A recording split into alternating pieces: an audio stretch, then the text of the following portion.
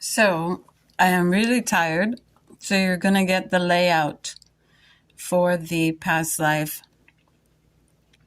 and resolving karma grid that I told you. Crystal healing generally offers its most profound effects when the stones are applied as a layout, whether on or around the body. The combined effect of the laying on of stones is much greater than the mere sum of its parts. In this way, the law of energy affords, just like I told you, they amplify a more powerful and larger energy field created by the crystals chosen. The following layout assists in locating and resolving karma stored in our physical and subtle bodies, and it may take you into a little past life. You may perform this therapy on yourself. Use your sensitivity and intuition to make certain that the task that you're doing it comfortably. You want to be as comfortable as possible. To create the grid, you will need 2 pieces of petrified wood, 1 piece of blue cyanite, Kyanite, 2 pieces of leopard skin jasper, 1 opal, 1 piece of obsidian, 1 piece of rhodochrosite.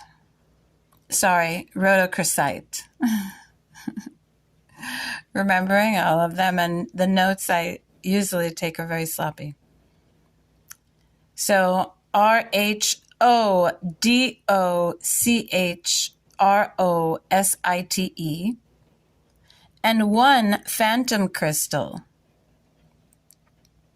As always, cleanse your crystals before putting them to work. Program them for resolving your karma, or you can program each of them with the specific intention outlined below. You ready to keep writing?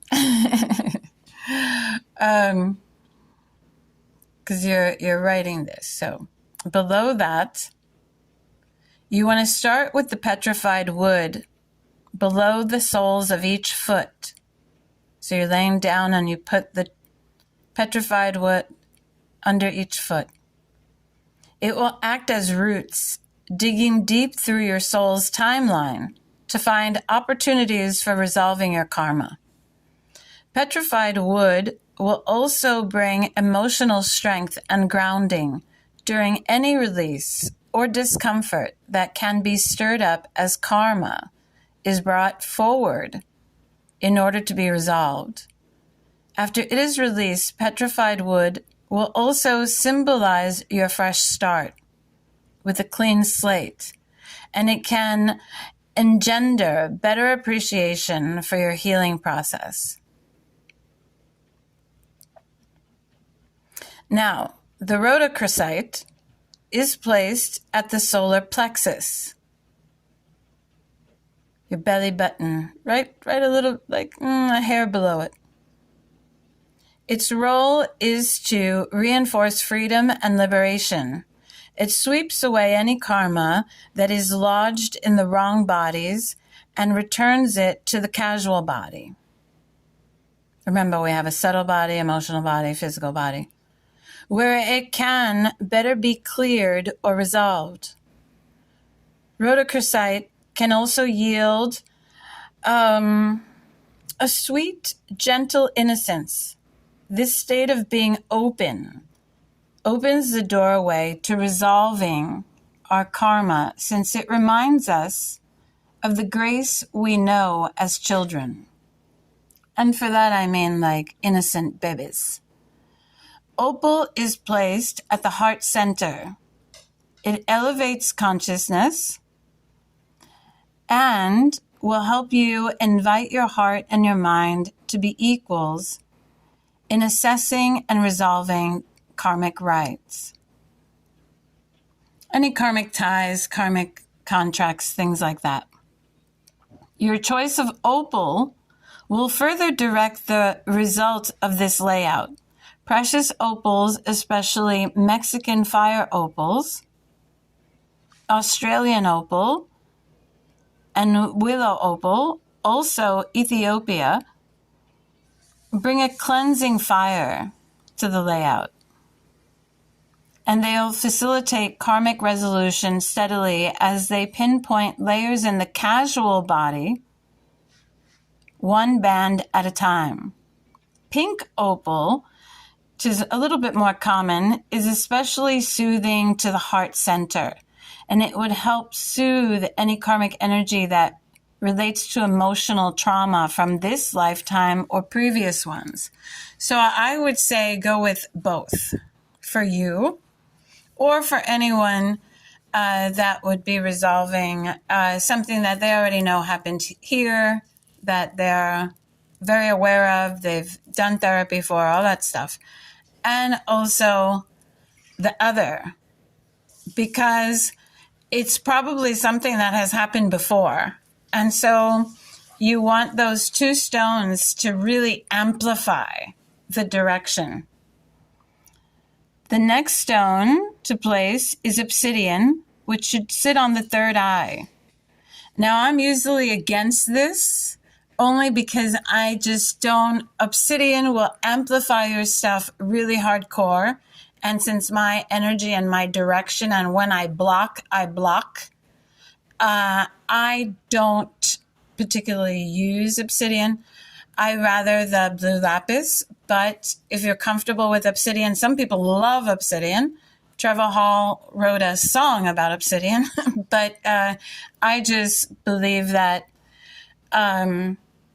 when all my thoughts are good and steady, then that would be a great one to use. But, at the time being, it just doesn't seem completely right for me. So I would say a blue lapis. At your heart center, it elevates consciousness. And if you use, with the obsidian, if you would use the obsidian at the third eye, a small polished piece is preferable, and you would benefit most from a black, rainbow, or snowflake variety. See, that's where I would pick. If I would do the obsidian, I would pick more the snowflake variety. Obsidian serves as a mirror of the shadow self, and it can reveal difficult karmic lessons that we have resisted in learning, often repeating our choices that generate more karma. Obsidian is also an initiation stone, since its non-crystalline structure recalls the primordial void of creation. And so for me, I have snowflake obsidian, so I digress. I do have snowflake obsidian, but the really dark one, I just feel that maybe for something like this, I would use it if it would be a stone that I had and I didn't have something else. But in general, I feel it amplifies my energy. And when, like I said, when I do block or when I do slip, my energy goes, I shield people from myself. And so you can use obsidian. Again, for me, I would recommend the snowflake kind, just like I would recommend for myself, because you still have a little bit unbalanced energy going on, because some things just need to get to that culmination of healing and on to the next thing. And so the obsidian provides access to the pre-manifest state before any karma accumulated. In this state, we are malleable, flexible, and free to release anything that no longer serves.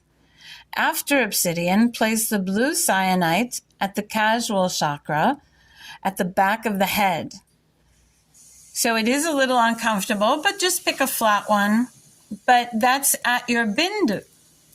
Your bindu is right at the center, the back of your head, that if you were to look at it, look through it, let's say they made a hole in the back of your head, and you look through it, you would be looking directly across out of your third eye. So that's where the bindu is. It's very, very something that you have to learn for Tantra, for Taoist exercises, for Taoist breathing, for Hindu breath, for pranayama, for everything. And so you want to place the blue cyanide at the casual chakra at the back of the head. It can rest in the space slightly below the skull where there is enough of a gap so you can comfortably place it. So if it's too uncomfortable, you can place it right there when you lay down that your neck curves. You can place it there as well. Okay? And because you want to be as comfortable as possible. The blue cyanide will bring this energy center into alignment with the light of the soul. Activating the casual chakra also deepens the understandings of the law of cause and effect, thereby instigating a deep understanding of the why behind the karma revealed. When we accept and integrate the lesson represented by any casual pattern, we are better able to let it go and move on. Because if you don't understand it, then you really can't let it go. Because there is a need for understanding that karma, that trauma, that action. There is. It's because we are human. That is why we long to understand the cause of it. That is also a good desire. There's good desire and there's lust. You know, this is a good desire. It stimulates consciousness. So it's very good to just get over your trauma and move on. That's okay. But to understand it fully, that is a different level. That takes time, and it's... So the phantom quartz is placed above the crown chakra, with its apex pointing away from the crown of the skull. This directs karmic energy out and away from the lower centers and out through the inner layers of the aura.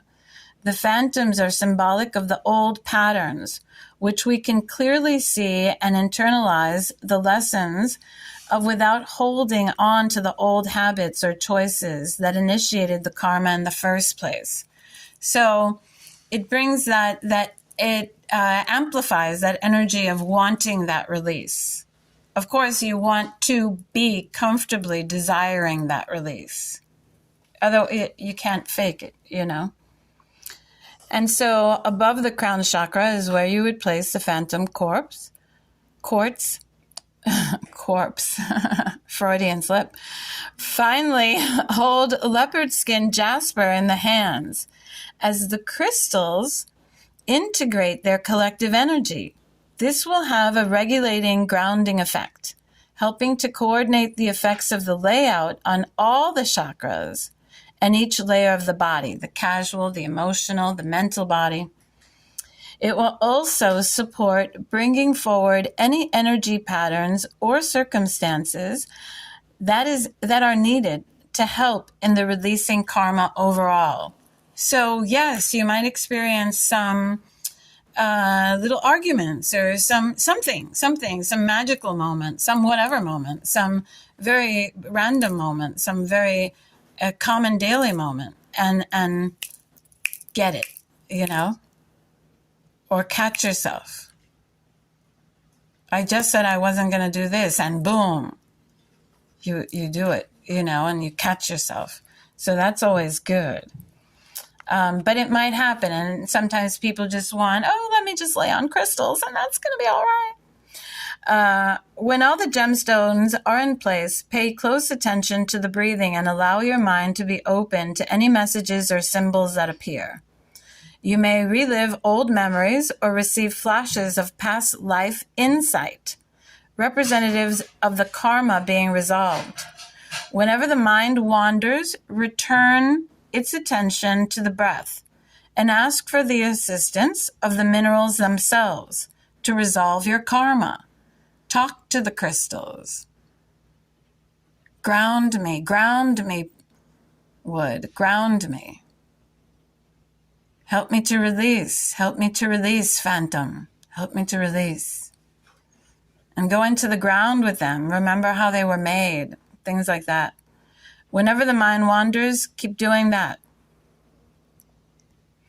And then, after no more than 30 minutes, or for as long as feels comfortable,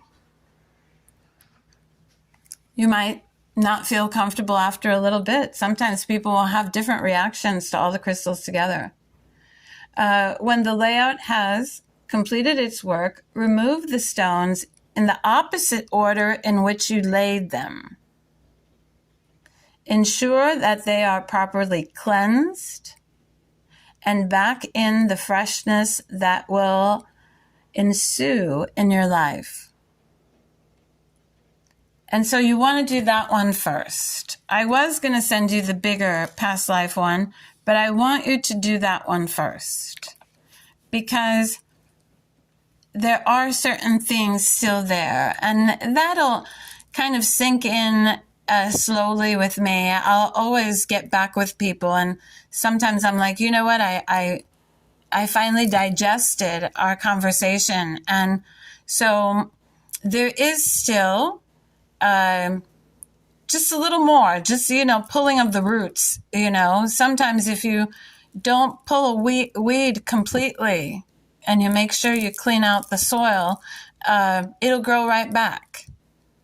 So you want to just keep taking this time to be honoring yourself and honor the goddess through yourself, doing this very personal work. And as I call it, play, because I think it's fun to lay with all my crystals. I think it's fun. Sometimes, again, we might, there are people that can't wear certain crystals. They're like, oh, no.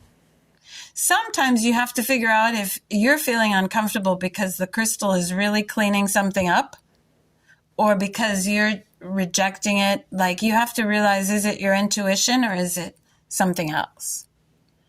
So again, with obsidian, I am okay with the snowflake kind, but I was drawn to that one. The other, I just feel like, like it would make things that I say and think more powerful. And sometimes I'm like, oh, let me balance my thoughts out first. So those are things that you want to keep in mind with the crystals, but that's all about knowing your crystals and your relationship with them. So, one thing is to have crystals all over. The other one is to actually have a relationship with them, especially if you're a crystalline child, if you're... So anyway, it's nice and slow, so you can write down, take notes, and all that stuff. All right. I was just too tired to text all that stuff, and I thought about writing it in the notepad. And